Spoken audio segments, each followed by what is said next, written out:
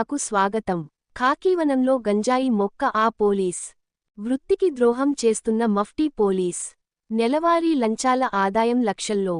పై అధికారులను పట్టడంలో దిట్ట. నిడమర్రు సర్కిల్ నుండి బదిలీ జరిగినా అక్కడ జూదరులు, పేకాట శిబిరాలు నిర్వాహకులతో నిరంతరం టచ్లో.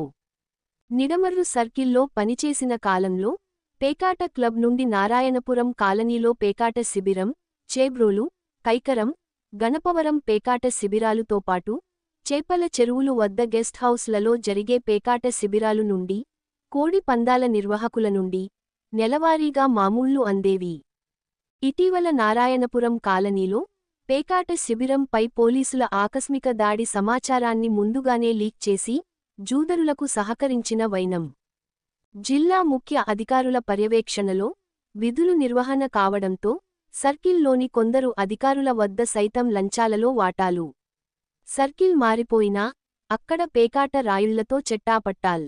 పేకాట శిబిరాలు, కోడి పందాలు నిర్వహణ వెనుక ఆ మఫ్టీ పోలీస్ హస్తం. విశ్వసనీయ వార్తల సమాహారమే మన కింగ్ మీడియా. దయవుంచి మన కింగ్ మీడియా ఛానల్ను లైక్ చేయండి, షేర్ చేయండి, సబ్స్క్రైబ్ చేయండి.